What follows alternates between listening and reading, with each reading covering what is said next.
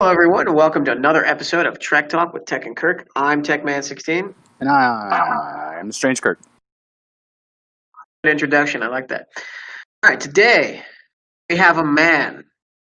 No, we have a machine. He's beaten Bobby Flay. He has shut up Gordon Ramsay, and he makes my blood pressure jump about 50 points just by looking at his food. Today we have Cook. How you doing today, Cook? I'm doing great. How y'all doing? Thanks, man. We're doing pretty well. Thanks for being here. Appreciate you taking the time out of your busy day between mining systems and making all that food. I'm glad to know you're able to join us. It's my pleasure. Thanks for having me. Let's just jump right into it, man. Let's. How did you get into Star Trek, and what's your favorite series? My favorite series was always Voyager because Voyager is what got me into Star Trek. Although DS is awesome. Boom. That's right. You and me. Unpopular opinion. Suck it, Kirk. I moved from California to New York in summer of 2000, and I couldn't sleep at night because I was used to it being like midnight was 9 o'clock for me. So I would be like surfing the TV and ran across reruns of season 6 of Voyager just before the season 7 premiered, and I got really into it, and I started reading more that year because Harry Potter got me to start reading. Because before then, I wasn't much of a reader, and in that first year, I became a huge reader, and I read like I don't know 100, 200 Star Trek books, and just totally delved right in. And by the end of that of 2000, 2001 year, I practically was an expert on Star Trek. So the books, are they more fun than the show, or would you still prefer the shows? I prefer the shows, but it's really good when you can enjoy a show so much that when you're reading the book, it's like watching the show play out in your mind. You know, you hear everyone's voices, the way that it's said, you're reading their words, but you're hearing it in your head and you visualize everything. It's fantastic. I'm not an expert on the books, but I do know that what the books try to do is they try to use a couple of the episodes as a kind of a tie-in, right? Where you're reading and you're kind of like, oh yeah, I remember that part because I watched it. Is that true? Yes and no. I mean, if you read the Time 2 series, it's fantastic, and it's an entire series of books that essentially take you from Star Trek Insurrection into Star Trek Nemesis, and then the aftermath of what happens to the Enterprise after Nemesis. Let's just go ahead and point out that I feel like Star Trek Nemesis is probably the least popular of the movies. Anyway, It is the least popular, aside from probably Star Trek 5. well, did you know that Tom Hardy apparently committed to it and was really excited about it? He was a huge Star Trek fan, and that almost broke his career. Yeah, it almost broke his career, but there was a lot of other actors and actresses who their careers practically started because of Star Trek. You know, Kristen Alley was in it early in her career. Um, Christian Slater had a cameo in Star Trek 6 because his mom was the costume designer and he was a huge fan of the show. Um, what's her name? Kirsten Dunst, when she was a kid, got her start on Star Trek The Next Generation, playing as a telepath in an episode. Now with Kirstie Alley, she was in the middle of her career. Now that was that The Star Voyage Trek Home? II, The Wrath of Khan.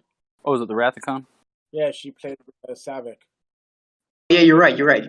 She was no, but she also played Savick in the Search for Spock, right? And then she was replaced in Star Trek 4. No.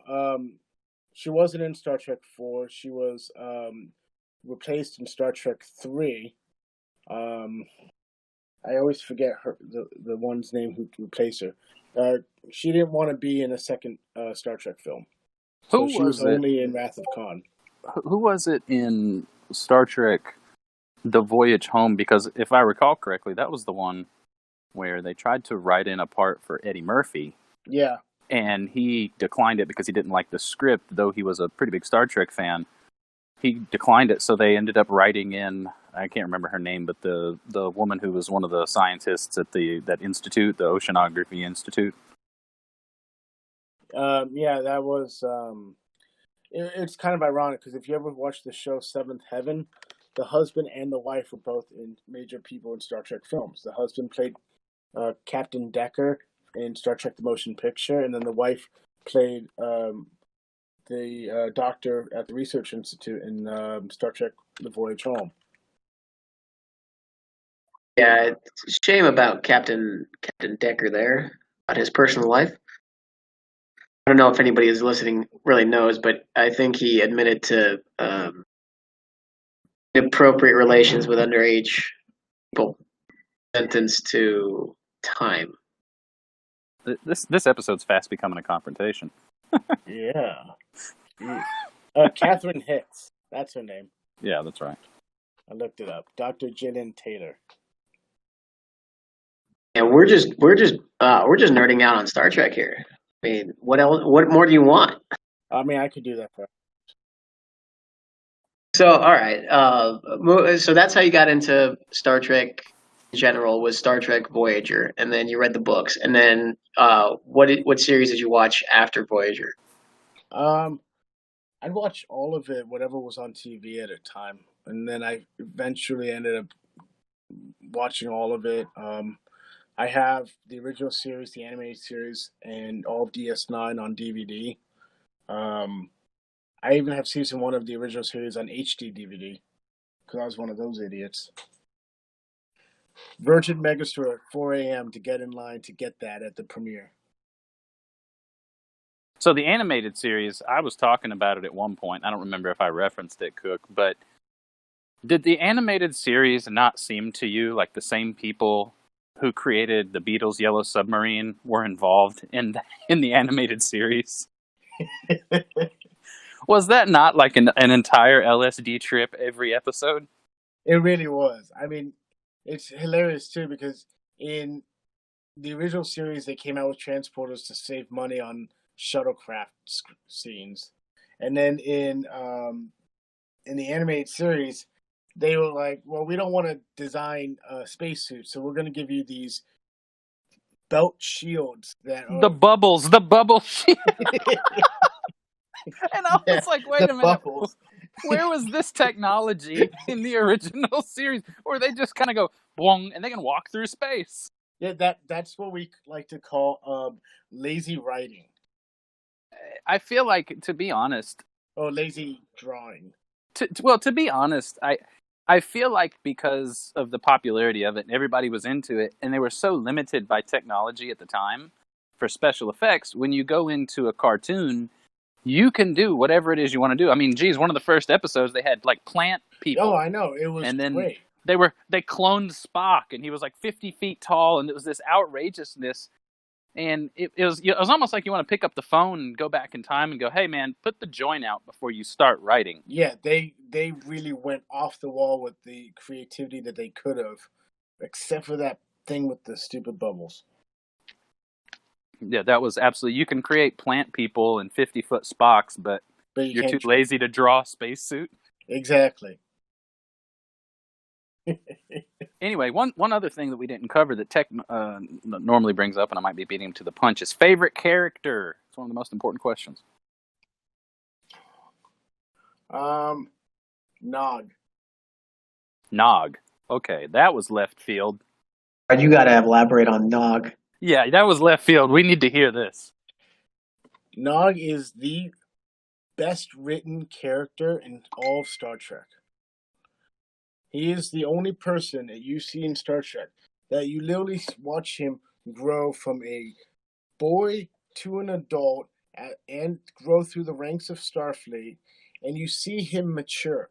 Jake does a lot too, but not as much as Nog does. You see Nog start off in the very first episode where he's stealing from a shop, and he can't read or write.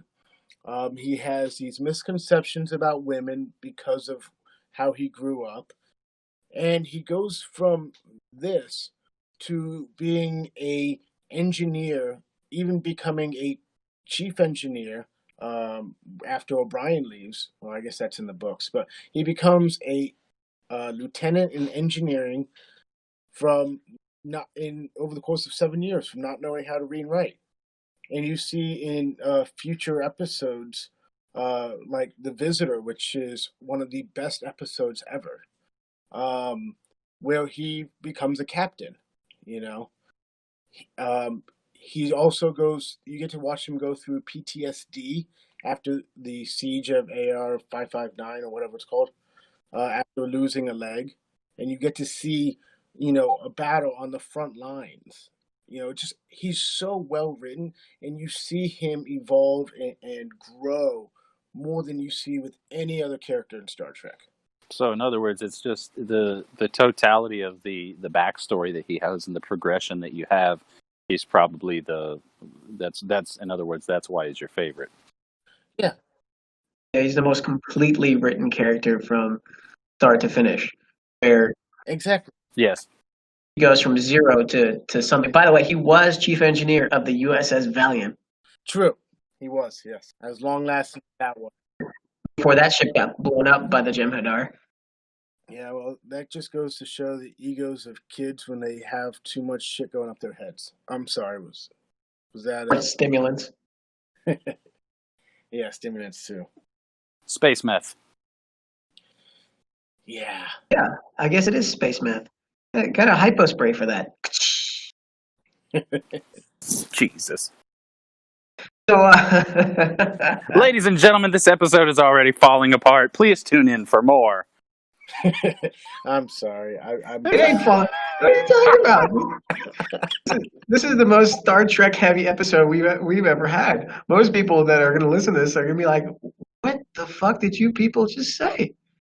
Well, because I think we've talked about it before in private. I don't know if we've ever brought it up because we've actually gotten to the point now where we've done so many episodes. I kind of forget what all we've covered. Squirrel moment, but a lot of Star Trek fans. And I don't mean any disrespect to those of you who are not as in depth as some of us are, as far as the backstory and even some of the goings on behind the scenes. But your lay Star Trek fan is not that into it, so they don't, unless it happened on their favorite show. They haven't seen every episode of every show like we have. They haven't watched the animated series. A lot of people don't even know the animated series exists. So a lot of people listening, like, geez, Pete, man, nerding out. But it is kind of nice for us to be able to just actually be able to, have guests on that know exactly what we're talking about and that can relate and can also educate us. So it's pretty cool. You could almost nice to be talking Trek. On that note with PTSD, right? It actually mentions, or there's a subliminal message in that episode where Nog becomes addicted to the holodeck. Yeah. I don't think that's ever really covered in any Trek show, how you have this amazing piece of technology that can replicate. Are you forgetting about Reg Barkley? How is it that nobody... Barkley. First of all, how is it the holodeck is always open? Reg Barkley. Yeah, Barkley. Barkley has holo addiction like several times, both in Next Generation and in Voyager. Yeah, and because in Next Generation he was having trouble with his social anxiety, so he was recreating crew members in the holodeck to try to ease his anxiety and feel like more normal. Yeah, and he tried to have Troy as the goddess of love. Yeah. And then you had the Three Musketeers. Yeah, it was Data. Was it Data, Picard, and LaForge? Yeah, and Riker was this pouty little guy. Yeah, yes. With a high pitched voice. Yeah, exactly. And then you take that to Voyager, where he became addicted with the Voyager crew and a Voyager simulation. Right. Yep. but that addiction also helped. Was he addicted, or was he trying to find a working on his Pathfinder project? He was working on the Pathfinder project, but he became addicted to the point that he couldn't sleep in his own bed anymore. He could only sleep in his holographic quarters. Yeah, and he was addicted. It was definitely alluded to the fact that he was addicted in the Next Generation episode, where he's trying to cover his social anxiety. And a good side note on Star Trek, I feel like Star Trek does a great job of bringing to light a lot of mental illnesses that plague people every day. As someone who suffers from Tourette syndrome and ADHD, amongst some of the other things that I've had to deal with in my past life, and I can tell you that it's very real. So seeing that, it's kind of nice when people take the time to write that in, to kind of bring that to light, especially with that episode you're talking about with Nog with PTSD.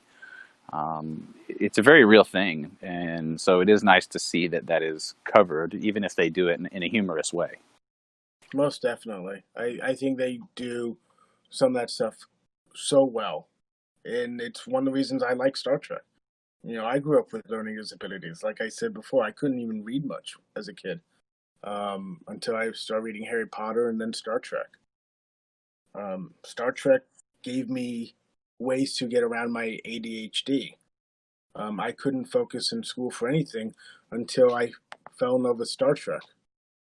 Yeah, ADHD is a very real thing. It's something that I've had to deal with all my life, and there's so many common misconceptions about it. You hear ADHD, and you get people that either think that, oh, you're a problem person, you can't function normally, or you get the people that go around and say, oh, that's just made up. It just means kids have more energy. It's really not. No, but I do say to people all the time that working in a kitchen environment, that having ADD is actually a good thing, and that yes. as long as you learn to use it as a strength and not a weakness, that it could be your best friend. I've spoken at different things, and I've been to various classes and spoken to children because of my previous line of work, and I've spoken to other children that have had ADHD, and the one thing I tell them is that your brain, the way that you perceive things, is not the way that your quote unquote average person is going to perceive something. You're going to worry a lot. When something bad is going on, you fixate on it. And so, like you say, being able to use that to your advantage, you can kind of turn the tide of what you're doing, especially if it's a task that you need to get done. If you can focus that energy, you will blow people out of the water. Oh, yeah. Using ADD really helps when you have to deal with a lot of different things at a time. I could give you a quick story about just Saturday night when I had to hold down the entire dining room. I was doing the grill, the bar, the takeout food, and I had 5 tables in the dining room that I had to do all myself because my servers were busy with our outdoor dining. All right, so shout out to Star Trek for bringing these things to light, and thank you for helping to raise that awareness. But I digress. Tech? I have no idea what the hell you people are talking about. I am not ADHD, so you guys and your problems, man. I'm glad both of you found Star Trek so that it can help. Tech's over here on mute talking to his wife. These guys are nutters. No. Anyways, I forgot where I wanted to go with this. Are you sure you don't have ADHD? Sure sounds like it. I was actually focusing on something else while you guys were talking about ADHD. I'm like, oh, okay. In the meantime, I can check. Oh, so you weren't listening? Sure sounds like ADD, don't worry. Don't worry. I was listening to everything you said. So what did we say then? Well, you were talking about how your servers were outside outdoor dining. You had 5 tables. You had to do the bar and the grill yourself. And the in the takeout window. Kirk here was talking about how in his previous line of work he had to talk to people and children about ADHD and how your brain works in different things and how you could use it as a strength and you perceive the world differently and you're fixated on different problems. So yeah, I was fucking listening. Fuck both of you. This episode shall be titled Squirrels. Definitely. So I guess to bring it back to Star Trek, a second. Did we leave Star Trek? Yeah, I guess we were talking about Star Trek at one point. We're somewhere out there with the Curiosity rover at this point, buddy. So to bring it back to Star Trek, how did you find Fleet Command, and how did you get into it? That's actually kind of a sad story. I was in a really, really awful relationship with a person who restricted me on pretty much everything. I've always been kind of a, go with the flow. I don't really make demands or anything like that. If you tell me to do something, I'll do it. I don't really care. So this person took advantage of that easygoing personality of mine and wouldn't let me be on my phone, wouldn't let me, do anything outside of work. And she would take my phone and stuff. And we actually had moved in together because she was very good at manipulating me. And so it ended rather abruptly and rather badly.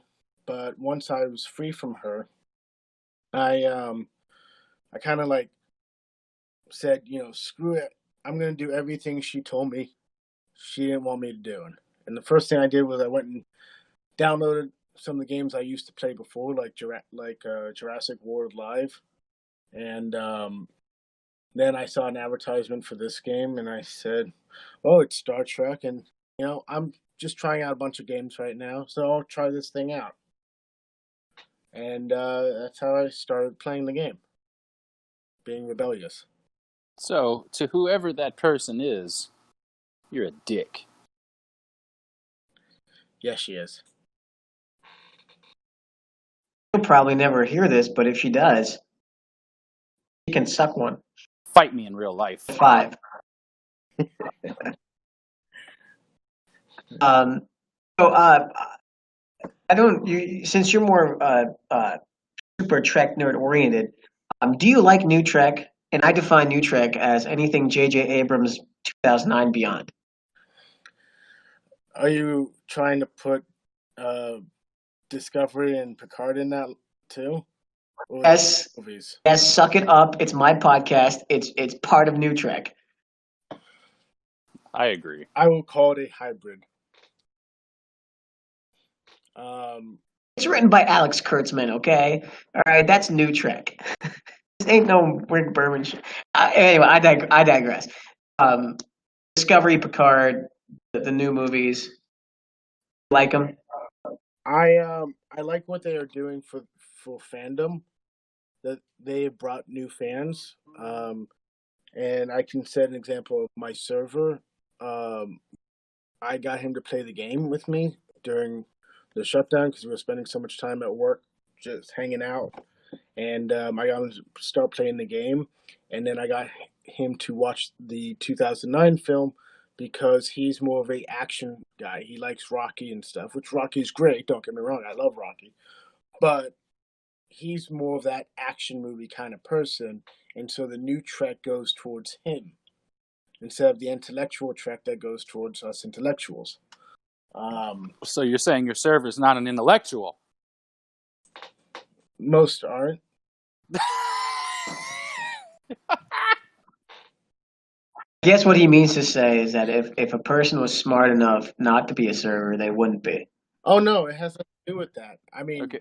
We just need to cut this whole segment out. We're gonna piss a lot of people off.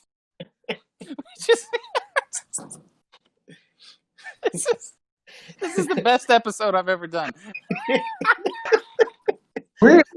I'm just thinking we're gonna leave everything in and just release it as in. We're just, man. Okay, no, okay. It was a joke. No offense. I'm gonna get dry hit when this episode drops. All my stuff's gonna get blown up. I don't think servers are playing this game. It's kind of hard for them. It's too complicated. There's too much. Well, hey, that goes back to the intellectual part. No. Exactly. We're done. We're done with that. We're moving on. You guys are all assholes. Hey, I'm a cook. Cooks aren't known for being nice guys. So what you're saying is you and Chef are very similar, is what you're telling me. For a while, we really were similar because I was dry hitting like a motherfucker. He's in there flipping eggs and omelets, dry hitting miners and shit. Oh my god! I would try and clear like 12 systems at a time. I need a minute. You got to calm down, man. You just got to calm down. We're just all over the. I told you this is gonna happen. You get somebody else with ADHD on this show. I told you we were gonna derail the whole fucking episode. It's so. Oh my god. Okay. Oh my god. So back to the game. Tech, you were saying. Yeah, after the server part. I don't even know. What was the question again?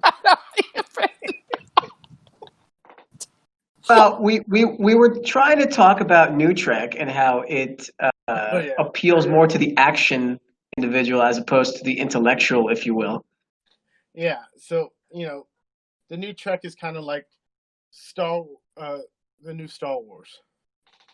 It's all about the action and it's got so many plot holes. I mean, when I was in the theater and I saw the 2009 movie, one thing really irritated me, and it's never stopped irritating me, which is the USS Enterprise Constitution class was the largest Starfleet vessel of its time with a crew complement of 400.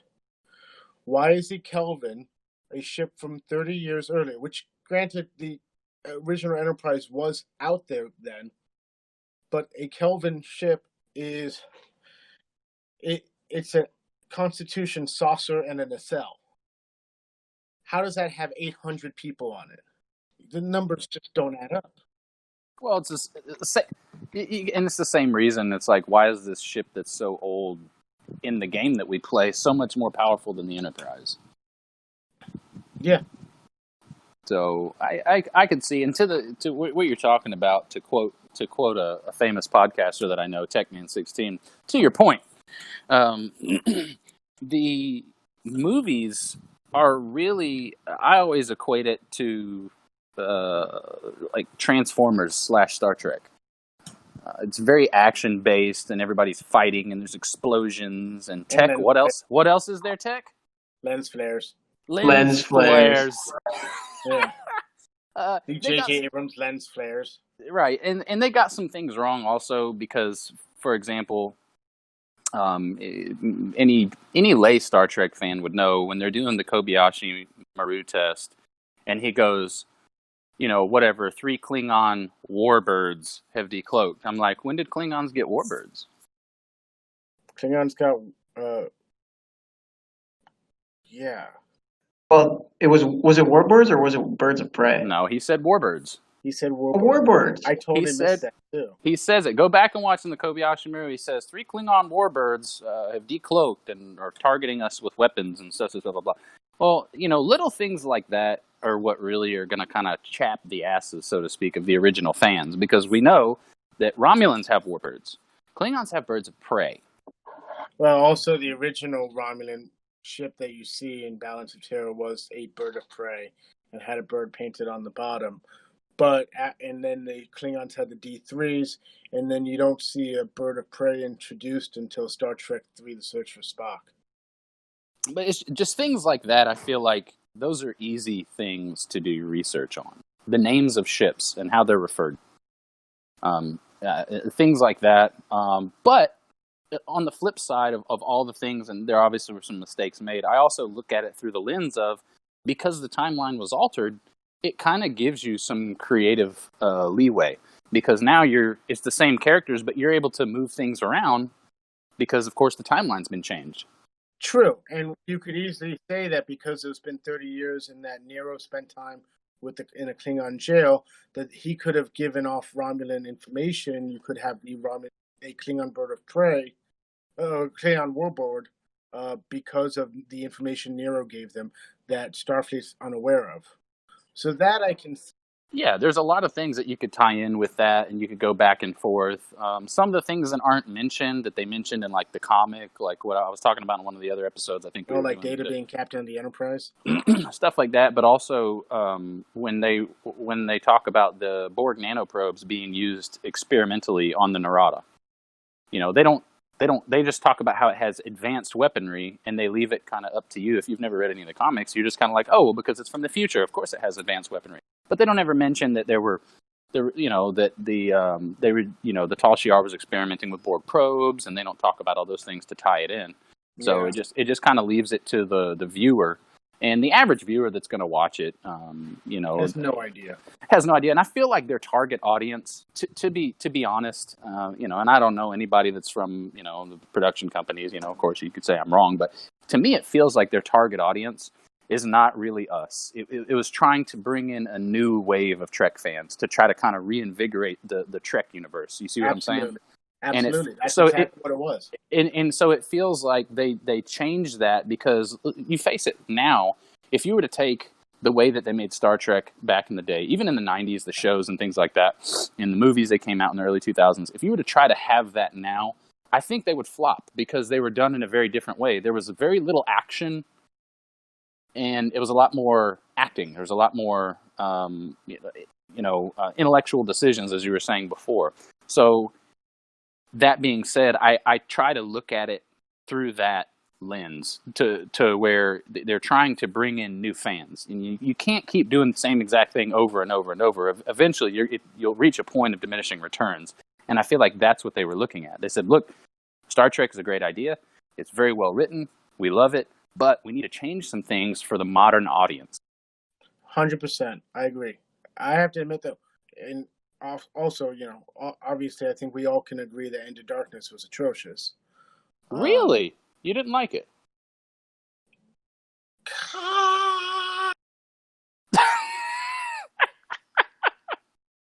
So, I liked it. And I liked it because...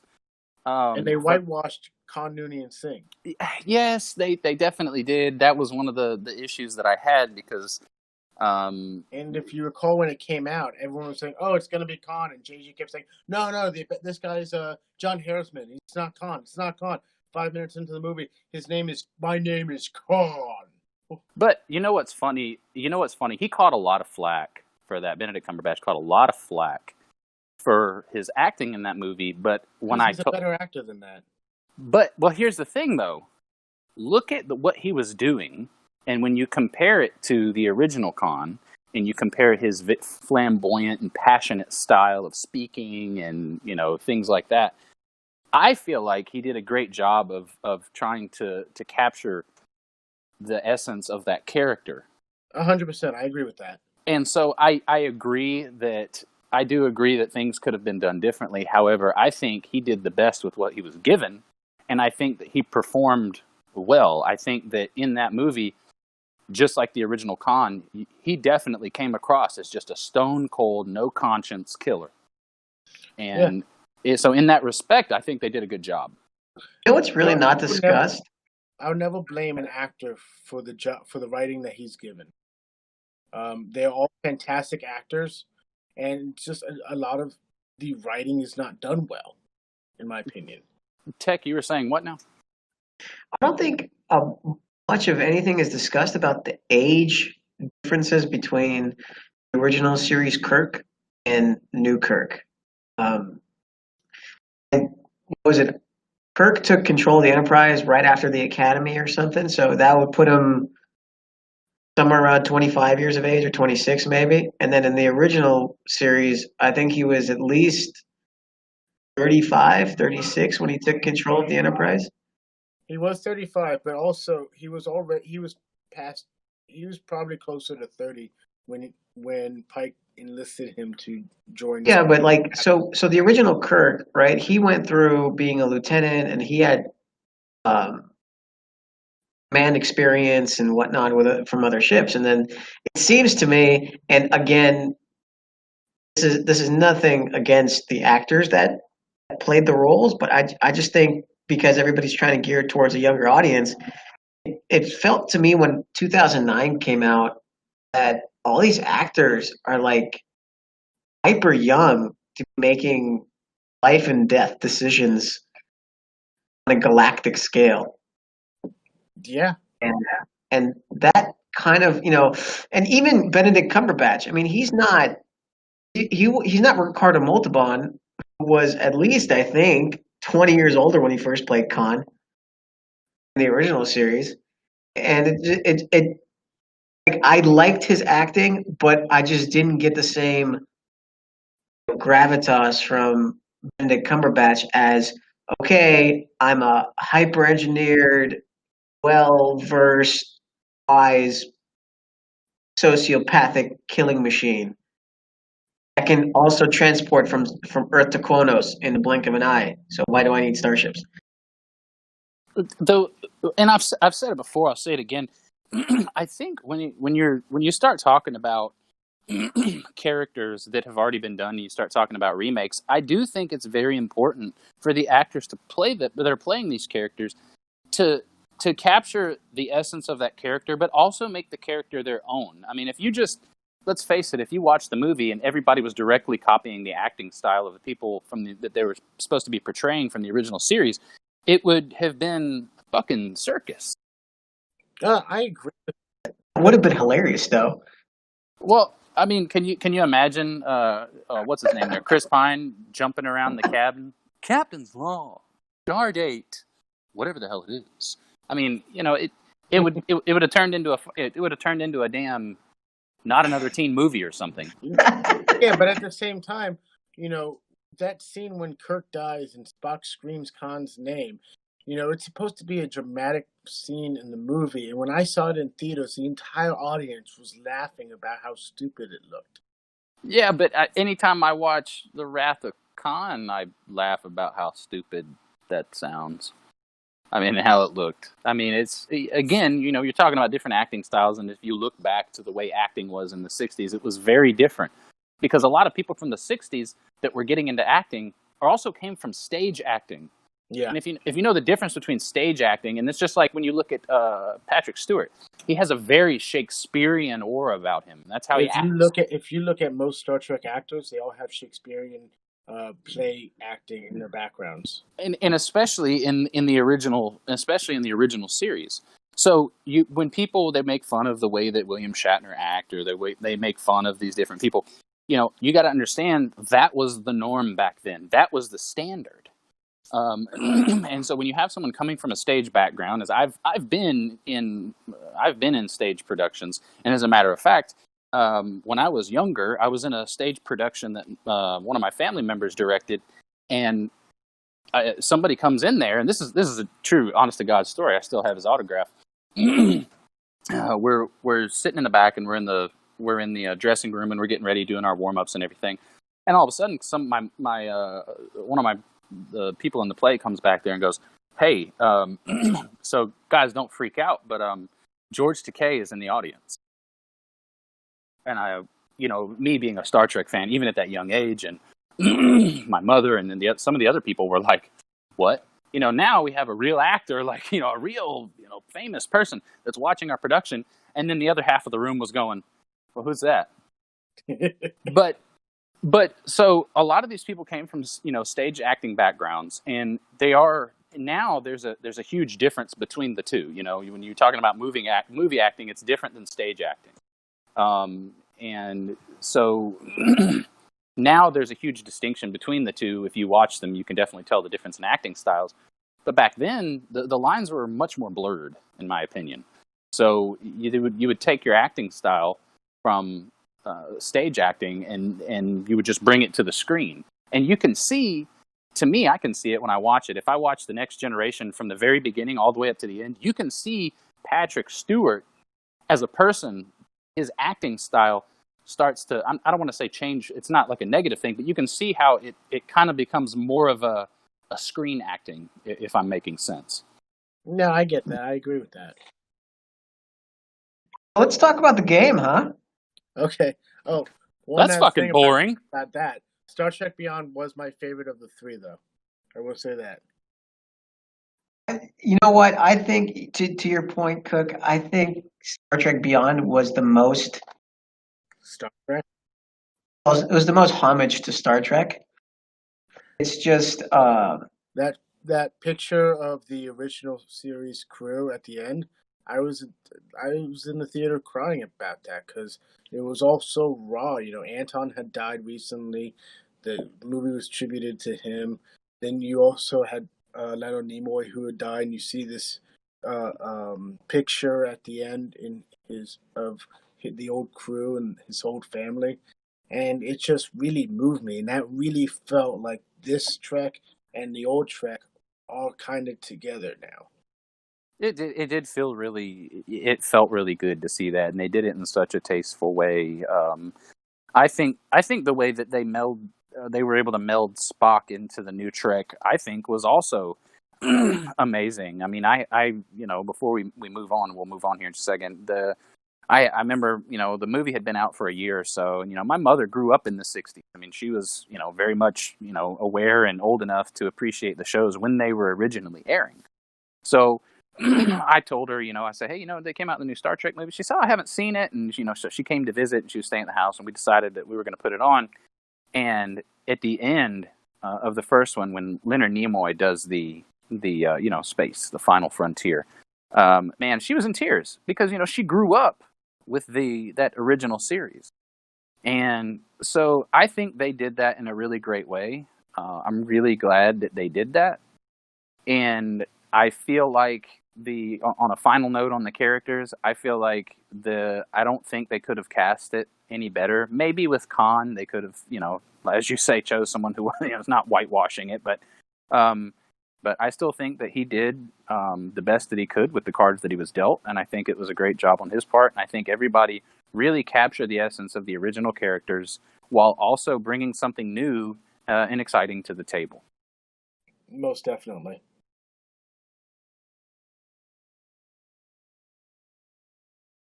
Sorry, there's this game I think we're supposed to talk about now. Just tell me about how you dry hit the shit out of everybody.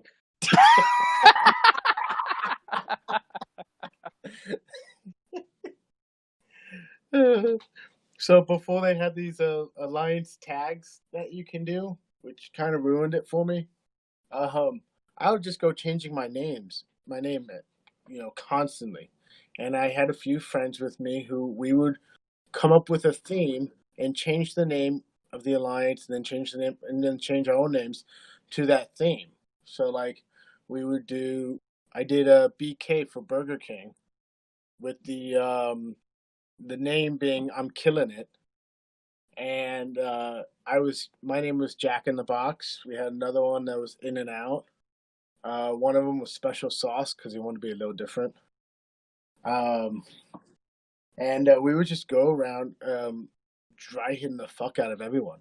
We would go through all the lower systems and kill everyone. And I just want to say the funniest thing about Row is when people, I have to admit, people in this game are so selfless. It really breaks my heart to see how nice people can be because they get so angry that you didn't steal from them. The amount of messages I would get, you didn't steal from me. What's wrong with you? You're such a terrible person. I'm going to hunt you down for not stealing from me. I'm just like, oh, okay, I'm sorry. Next time I'll steal from you and kill you instead of just killing you. I think what you're referring is that you weren't destroying miners that were OPL. You were just destroying miners. Yeah. But it's funny when you think about that in that concept. It's okay to kill someone if you're stealing from them, but it's not okay to just kill them. And it's okay to break into their house and take everything that they own. But you still can't kill them. But if you crack their their base and then you don't raid them, then they get mad. Yeah. I broke into your house because I wanted to break into your house. Why didn't you take my shit? I don't want it. I just like to kick in doors and leave shit that wasn't originally there just to freak you out for the next 20 years. Where the hell did all these D-cell batteries come from? It's amazing how selfless people are.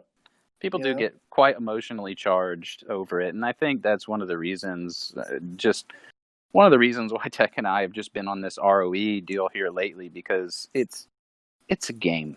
It's a game, and people, they act like they're Knights of the Round Table, and they're on some crusade if you break ROE. Like it's their job to uphold justice and truth, and it's a Star Trek mobile game. You know what would be really fucking funny? If Scopely were to create a feature where if you were to break into somebody's base, you could rearrange the amount of dilithium, tritanium, and parseal that people have. So you wake up and all of a sudden, like your dilithium has been converted to parseal, and you're like, "What the fuck just happened?" I take it akin to like break into somebody's house and you move everything an inch. Like, Well, that's like Jadzia Dax going into Odo's corner, moving all of his furniture by like a millimeter or an inch to see if he would notice. Yeah, like 3 millimeters, right? Yeah. I think that would be hilarious. Like, and then you have some sort of conversion rate, like for every one dilithium you move, it's like 3 parseal. And so all of a sudden you wake up and you're just stockpiled on like lithium, and you're like, I got no parseal or tritanium. What the fuck happened? Yeah, but knowing Scopely, they would just fuck it up, and you'd end up trying to do that, and everything would just turn into zero. yeah, No one would have anything. and then like 48 years later, they'd send you a compensation chest with a freaking a gold one gold piece of latinum and 15 uncommon resources. Exactly. That would be funny though, because I mean, like, Cook, what level are you at? I hit level 33 this morning. All right, so do you raid? Do you still raid? Oh, I love to raid. I've been so busy, I haven't had time to lately. Here's my question: like, do you need the resources if you raid? Yes. Yeah, I do. I Okay. don't need it desperately at the moment because I'm sitting on like almost 600 million steel and like 170 million titanium and like 77 million dilithium. So I'm pretty good right now. But I know that when I go to level 34, the you know the amount of parts steel I'm going to need for my buildings is ridiculous. And for my ships, it's like 50 million dilithium per gun for my Brel, Beedra as we call in my alliance. Um, and it costs a lot. So I know I may not need it right now, but I will need it. That brings me into a point where we're talking about. I was talking about it with Tech, and I've talked about it with several other people. I've never run out of parsteel. I've never run out of tritanium, and I've never run out of dilithium. And I was talking to somebody the other day, and they said, "Well, how do you do that? How much money you spend?" And it's not that I buy packs. What it is that I pace myself for the growth. So, in other words, I've been at level 32 for almost a month now, and I probably won't go to 33 for another month. And so I pace myself as far as that goes, so I don't have a mad scramble. Like, I'm at a par steal, I got to raid, I got to do this, because I feel like in this game it's easy to level up, but in that same token, it's easy to outrun your resources. Oh, definitely. So next thing you know, you're like, yeah, I'm level 34 or 35, but all I have is a 1.2 million barrel, whereas everybody else that's my level's got like a 2 million enterprise. Yeah. And I'm going to be here for like the next 6 months probably. But the odd numbers tend to be better because you can not increase your dailies, but you can increase the amount of research and stuff you can build. Right, yeah, I can definitely get behind that. It's funny because most people say the even numbers are better because you increase that level of stuff that you can get from dailies and from other sources. If you can do it. If you can do it. I'm level 32 right now, and I have no ship that can destroy a level 35 swarm. Yeah, me too. So when I do swarm Sundays right now, I'm having to kill like 180, 200 level 32 ships, and it's very tedious. Oh, I know. I spent like an hour and a half doing it last night, but I always do it. I do it like 40 minutes before reset and into the 40 minutes after reset, so I can knock out my dailies for both days. Yeah, that makes sense. I do that as well because I like. 'Cause I think for me, right? I don't know what it is for you guys, but I got to do 75. I kill 75 for the non heroic, and for me, I think my dailies are 50. So I just do like 50 for day one, and then I move into the 25 for day two, and then that 25 gets me the top two tier um, swarm dailies. You know, like your 50 points and your 35 points. Hmm. I'm still using my North Stars to kill swarms because they still work. Honestly, my North Star I still use because it's my 40 mining ship to help me relieve stuff. Oh, I'm the odd man out. I scrapped my North Star about 3 months ago. So I thought about it. I almost did it, and then I started doing stuff in Warp 40 space, and I was like, well, you know what? This actually helps me out right now. So until I get my third faction ship, I'm going to hold on to this North Star. there's no way I'm getting 3 faction ships anytime, 3 faction miners anytime soon. I got a Covorton and an Antares, and both of those are Warp 40, and I think I'm going to stick right where I'm at for a while. Yeah, I got those two at Warp 40, and I got a Max Horizon. I think the Cavort is probably the best out of the three faction miners. Yeah, with the crystal, because everything needs crystal. I mean, the bubblegum machine on your station requires crystal. Yeah. Bubblegum? Where? Squirrel? I know this episode is just this episode's so all over the place. Whatever, let's just go with. Yeah, I'm not editing anything out. Well, say for a few points, but other than that. This is definitely going to be awesome. So, your you were talking about the just dry hitting everybody. Would it be safe to say, or have you found this to be true, or did you find this to be true when you were a lower level? Pretty much like nobody at the lower levels really goes by ROE. Well, back then, it was more of a, when I even first learned about ROE back in the teens, when everyone was doing G2 materials and finding a G2 node was as hard as it was before this update to find a G3 node, because pretty much everyone in the server started about a year ago and is grown together. So we've always had these issues finding resources because we were all doing it at the same time. Yeah, you level 40-something players. Don't try to act like you have spent as little money as we have. You liars.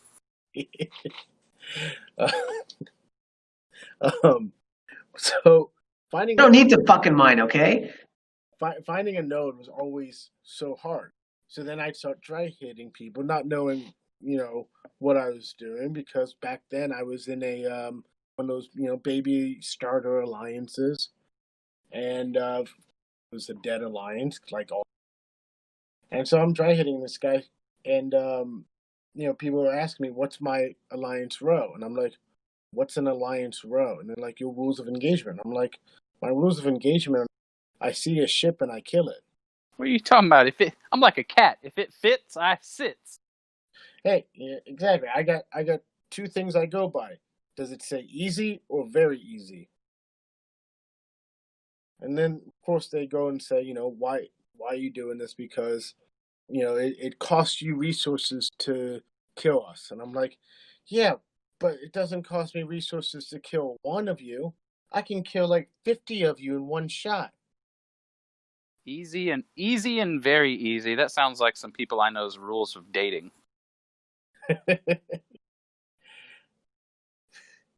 But when two ships really love one another and there's really chemistry between them, then they go red. Yeah, so we actually did compete for a bit there, but I could never compete on that level. I don't have the finances to do that. Yeah, that's another very real thing that and nothing against any guests that we've had on, or nothing against anybody who doesn't want to disclose it. That's your business. It's none of ours. But the elephant in the room that is 48 feet tall and weighs as much as a condominium is that all of you that have the power that you have is because you spent a lot of money. And which is of course, I'm not trying to vilify those people, and that's what you're interested in, and you have the means to do that, and that's what you want to do. Or if you don't have the means and you just have like 3 maxed out credit cards and you're just sitting in an empty house with a beanbag chair with a foreclosure sign out front and you enjoy this game, then that's up to you. But there is a huge they talk about the paywall. There's a huge difference between your free to play player and your pay to play player. And it's when you start talking about strategies and how you play the game, it's not the same. So having rules, this goes back to ROE, having these rules for everyone to abide by. Well, not everybody's on the same, playground. I mean, it ain't even the same damn sport. If you're, this doctor or what have you, and you can spend thousands of dollars a month on this mobile game, well, you're going to be able to do in a month what it's going to take me a year to do. Yeah. Or 6. Or 6 or 28,000. I mean, whatever, what have you. So what really kind of, I say it upsets me. I know what they're saying when they try to help, but people even like me, I'm kind of a hybrid person, which I haven't spent any money in quite a while, but I have spent some money. You telling me how to play the game it's kind of like me taking my truck off-road and then me telling you in your Volkswagen Beetle how to go through the same trail I went through. It's 2 completely different ways of playing the game. So we have to keep in mind that you have your 3 players, you have your big spenders, you have your somewhere in the middle spenders, and then you have your no spenders. And for that no spender to get an enterprise, I mean, you might get it by the time you retire. Pretty much.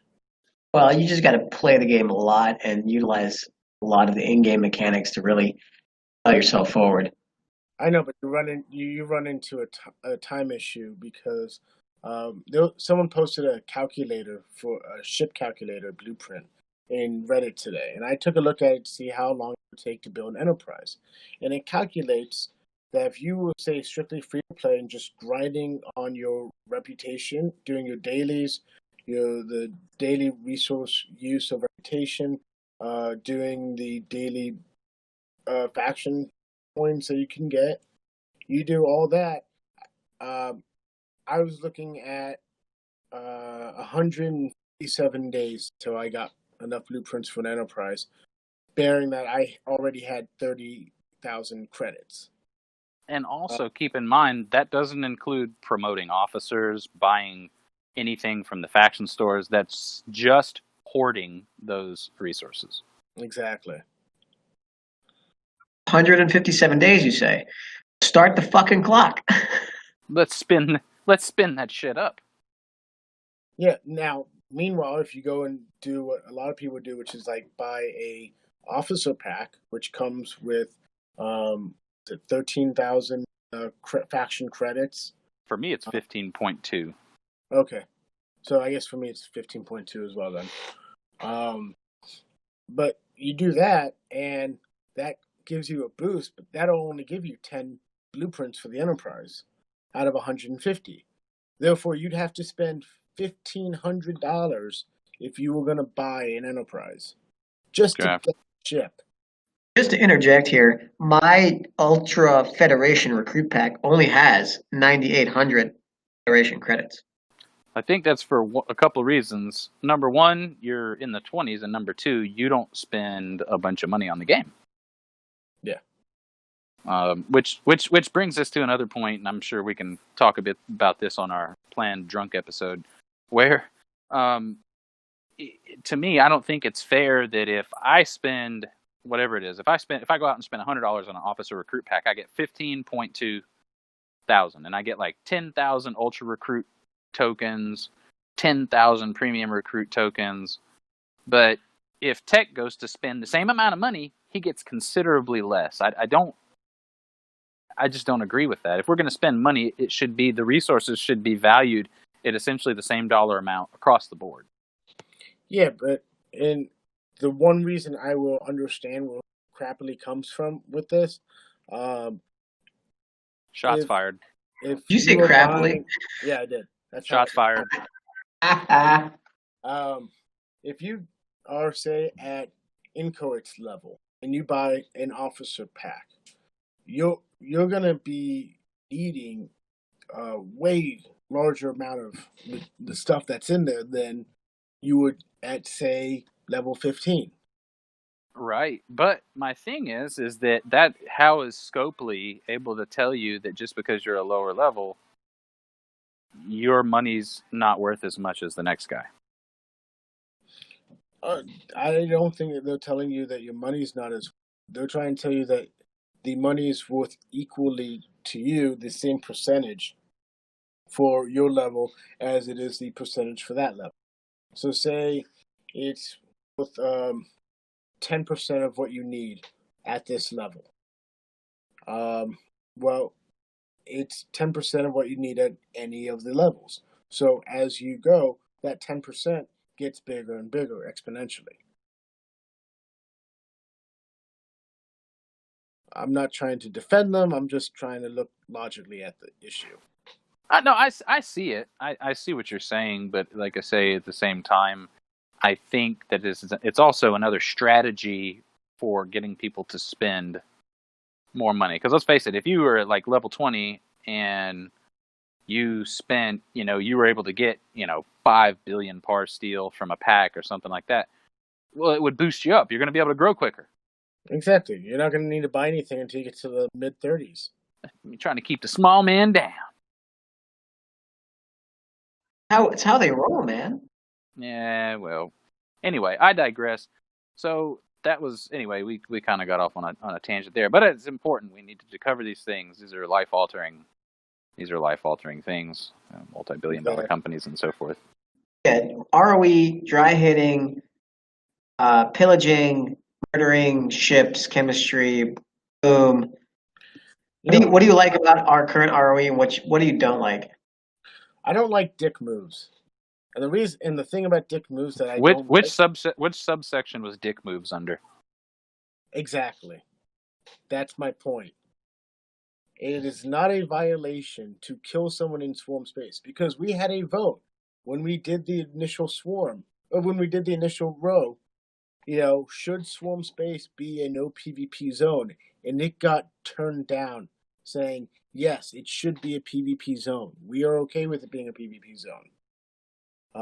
There was a lot of debate about it. So it was deemed okay to be a PvP zone. Augment Space was deemed okay to be a PvP zone. It was all voted on by the admirals of the top 100 alliances. So therefore, when I go and kill you in Swarm Space, don't go and bitch at me about how that's a dick move and start dry hitting and targeting my alliance because you're butthurt over losing a few thousand modulators. So would you say that you are grossly for or grossly against ROE? I am for Rev Deuce's ROE. Jeep started saying something great the other day called WWRDD. What would Rev Deuce do? Well, I enjoy some of the guy's content, and I agree with some of what he has to say, but I digress. My thing is our ROE as it stands now and how it's been voted on. I think we're the most peaceful server in the game. Do you? Yeah, they try and make anything that's a PvP issue a dick move. You killed me within row, but it's a dick move, so I'm going to target all your guys because I'm butthurt. They want to get rid of all PvP unless they're aware and can do whatever the hell they want.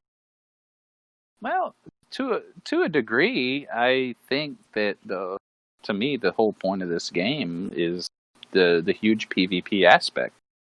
Well, and that's where Crappily really screwed up because if they advertise this as a PvP game, they want this to be a PvP game, yet all they give us is mining to do, and the only thing that actually has any solid rewards is mining and hunting hostiles.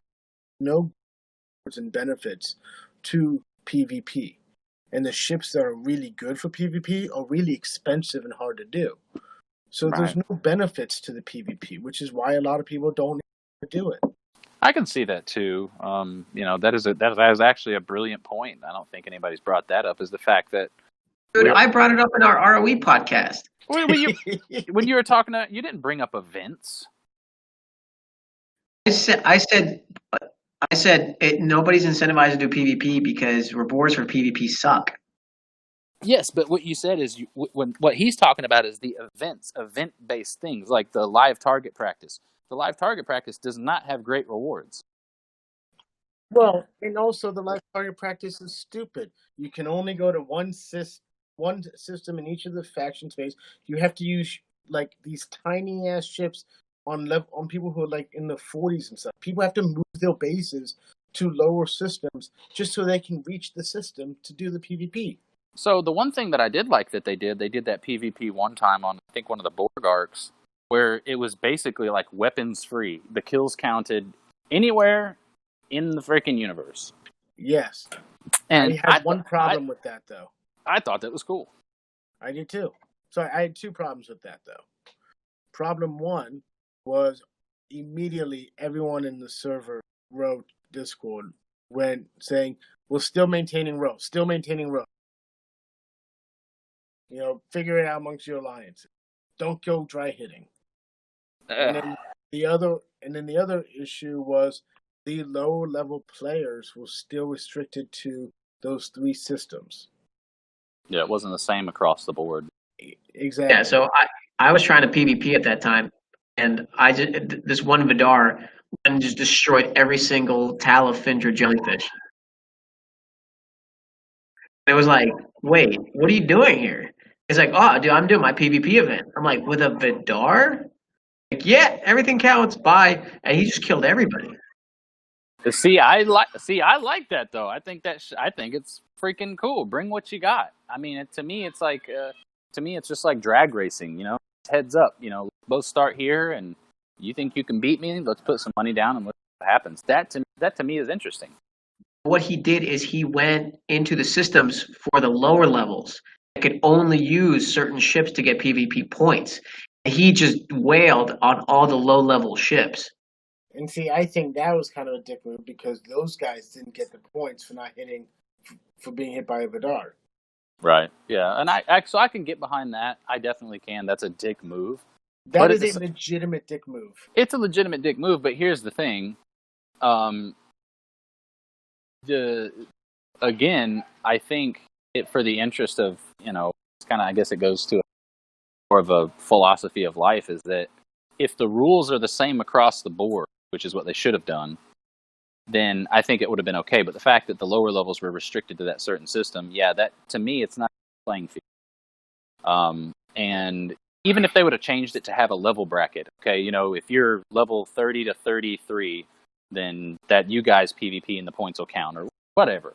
There are a few things they could have done to tweak it, but I like the idea behind it. Is the point I'm getting. Here's a suggestion, and stop me if you think I'm crazy. But how about this? You're crazy. Oh, thank you. I appreciate that. Very good point. But every Monday, at Rush Monday, no ROE. I've said it. I said it on the last. I've said it on one of our last podcasts, or at least one of our last podcasts, maybe even two. That I think that Scopely should not have pre-planned events on certain days. I think it should just be like whatever happens that day. Like maybe Lat Rush will be on Wednesday. Yeah, you said that on the row one the other day. No, but you're still staying within ROE. What I'm saying is, Lat Rush Monday, we all know it's Monday. Let's just suspend ROE. It's PvP free for all.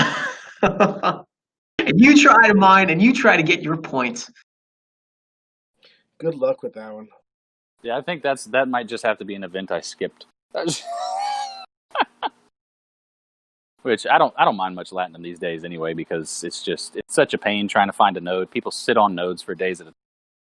I stopped mining it months ago. It's a Ponzi scheme. I usually just get it done with parse steel and tritanium and stuff.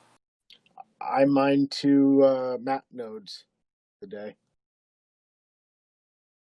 I got a crystal node and a lat node, and here in my system, there's like 15 warships protecting other lat nodes. Yeah, that's because mining Monday is a dry hitter's dream. It is. It's great. It was always my favorite day to hit.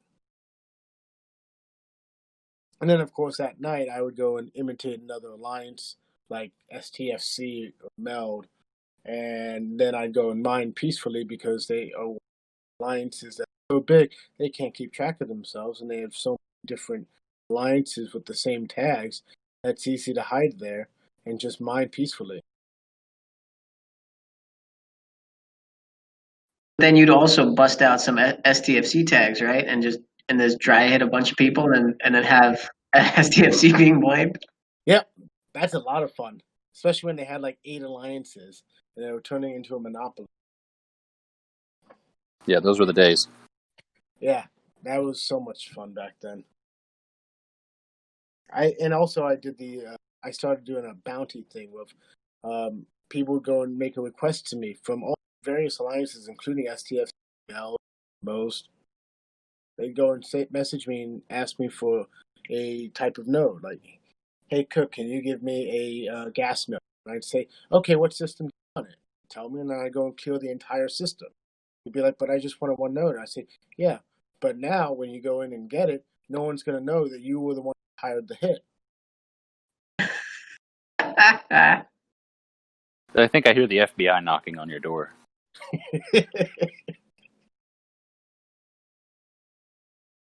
What eventually got you to follow ROE?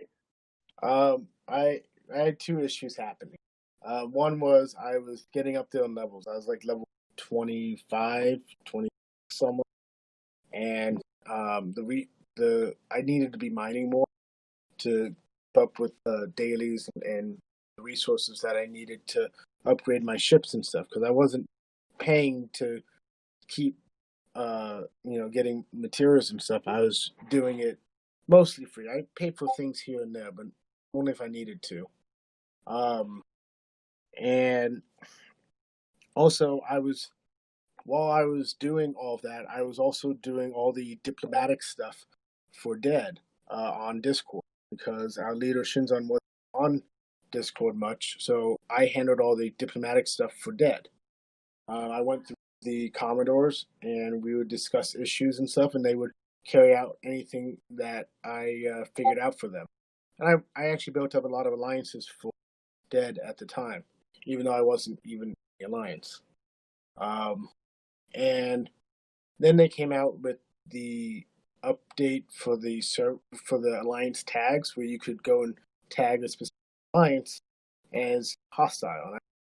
Well, if they tag my alliance as hostile, I'm not going to be able to just change my name and watch people be dumbfounded because they don't know who I am, which was hilarious watching people who had no idea who I am, all because I changed my name. And I always had Cook in the name too, or some kind of food derivative. I just got dry hit by fucking fried Twinkie. Deep fried butter whacked my ship. That sounds explicit. I had this one guy once who I changed the alliance to Camelot, and my name was King Arthur's Cook. And this guy says to me, after I dry hit him, he's like, aren't you supposed to be like royalty and above this and all about law and order? And I'm like, why do you think that? He's like, because you're King Arthur. And I said, King Arthur's Cook. I'm a cook. I'm still an asshole. So the takeaway from this episode, ladies and gentlemen, is that cooks are assholes. All the time. Haven't you ever watched Kitchen Nightmares or Hell's Kitchen? Yeah, with Gordon Ramsay. That's why I said you shut him up, because you're such a good cook. Yeah. He actually, one time I did actually want them to do an episode of Kitchen Nightmares at my restaurant because I figured it'd be a nice way for me to get a free like facelift on the restaurant, get some new stuff in. And they said to me I was too successful. They wouldn't come in. You don't suck bad enough. Exactly. They're like, "What's wrong with you?" I just like to point out that my wife watches a lot of that stuff, and every time she watches one, I look up these restaurants, and I hate to break it to you people, 9 out of 10 of them are still closed. Yeah. I've seen that too. You know, I mean, I've been offered to go on like Chopped and stuff like that, but I don't do it because I always say if I go away on one of these shows, who's going to be there to watch the restaurant? How long do you have to leave for one of these shows? I don't know, but every time I go away on vacation, I lose half my staff. So, best thing to do is not go away on vacation. It's because you can't trust your servers; they're not intellectual enough. I thought we were editing that out. This is No. this is now called Star Trek Fleet Command Trek Talk Cooks, the Full Offense episode. I should have a TV MA warning or something on this thing. Warning: if you serve food, you're gonna hate everyone in this podcast. And warning: if you work with me, don't listen to this podcast. How many people work with you? In the game, 1. Okay. And he happens to be my server. God, man, you're gonna get dry hit so hard. God, I'm gonna dry hit you. You're gonna leave your alliance and gonna be like, I'm on a warpath with this dude, and then 2 seconds later, it's like, hey, what do I need to bring up to what table? Like, dude, you just killed my ship. It's like, I know, but what's the food I need to bring out to what table? Oh man. He's out there, he's like, excuse me, sir, there's a problem with my steak. Hold on a minute, he's chasing my miner. Just give me a second. Sorry, he's chasing your what? It's a Star Trek thing. I'll get to you in a second, sir. Here's a free refill, okay? Make sure you leave us a good review on Yelp. You know, it's actually kind of scary you guys do that because there are times when I've actually been fighting off raids or dealing with alliance issues or doing or resetting a miner, and I'm in the middle of trying to make drinks or shuck oysters, or a customer's asking me for something. I'm like, I'll get it for you. 1 second, let me just finish this. So that would be a really interesting newspaper clipping right there. Customer gets food poisoning because cook was unattentive defending miners. No one's ever gotten food poisoning at my restaurant. No one's gotten food poisoning. Hey, you know what? That good for you, man. I uphold a very high level of quality control at my restaurant, which is why I've been able to stay open this whole time. Do you serve gah? No. Although if you go out to the outdoor dining, I'm sure you might find fresh picked. God. It's best served live And fresh. and fresh. Also served heart of targ. Well, you could probably take my 22-ounce Black Angus bone and ribeye and make it look like a heart of targ, but it's so good just aged in the beer marinade for up to 2 weeks. This has become a cooking show.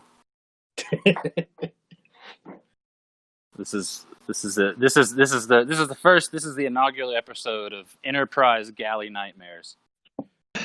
I have to admit, one of the reasons I fell in love with Deep Space Nine though was because of Cisco's being a New Orleans restaurant, and they're always talking about gumbo and jambalaya and stuff like that, and that's the food that I make. That's my restaurant right there. I am Cisco's. It's a family-run business. My mother and father work with me. My mom does the baking. My dad does the shopping. I do pretty much everything else. And, it's a family-run establishment that's doing Louisiana food. We fly our ingredients from Louisiana, and everything, it's that made me love DS9 was because of Cisco's. We have talked so much shit this episode. I'm waiting for the subpoena from CBS for the lawsuit.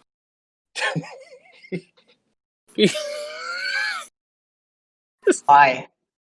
Well, you want CBS to sue us or Crapley? Oh, God. At least everybody hates Scopely, so, we got a leg up there. Actually, that line just reminded me of Doc Peters as Joseph Sisko being like, "Can you believe he didn't even know the difference between Creole food and Cajun food?" I'm just like, "Fuck, I don't know the difference." Oh my God. We have to get back on track at some point. Sorry, I'll stop digressing. It's my ADHD. I mean, this has been a fun episode. Jesus, Oh this is my me. God. Sober. This isn't really an episode or an interview. This is just three nerds talking and praying to God we get more than 50 views. This is great. I'll make sure we get more than 50 views. Are you just gonna keep clicking refresh? Yeah. It's like we got 47 views and 43 of them were my mom who couldn't figure out how to get the video to play. Well, you have to do it on different. Do it on different IP addresses. So That's not true. I once watched my own YouTube video like 5 times while I was checking to see something in it, and I had 5 views on it.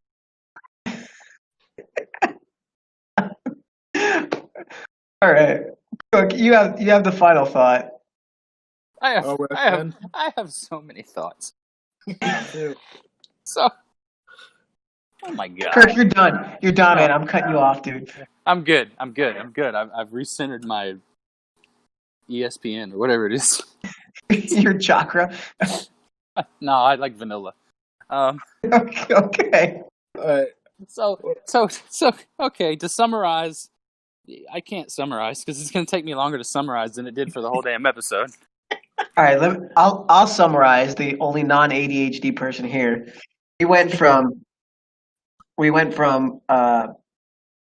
Star Trek Voyager, where he got into Star Trek Voyager, kind of like Nog, where he learned to read because of Star Trek Voyager and Harry Potter, apparently. We went to Nog as being the favorite character because he is the most complete story arc of anybody in any Star Trek series. Then we went to Star Trek Into Darkness, being a sucky film, according to Cook.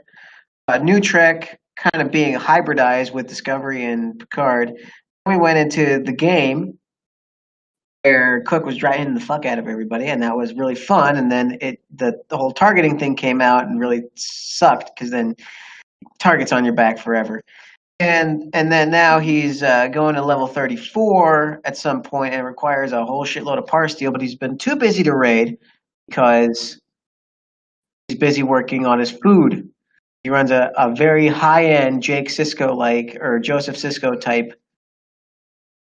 Louisiana-style restaurant. Did I summarize that accurately? Yeah, pretty much. And servers suck. Oh, you had to leave that. He just had to mention that. I'm just saying, man. There was full offense back there, so I'm trying to keep the trend going. I would also like to take this moment to explain to everyone that the views and opinions expressed are not necessarily the views and opinions of the hosts of this show. I'd also like to stress that there is a worker shortage of people not wanting to come and work. So if anyone is looking for a job, I am hiring a lot. Excellent. I'm sure you'll get a lot of job interviews from this podcast. Well, it couldn't hurt to try. But I do also just want to say one little thing about dick moves shouldn't start wars. And I'm sick and tired of people screaming out dick moves. There's no such thing as a dick move. So one of the things that we do at the end, we got to stop this. This is painful almost now. I'm sorry. It's we like to try to give the people that we have on an opportunity to say anything, make any comments, anything that maybe we haven't covered that they want to cover, to address the listeners that maybe listen.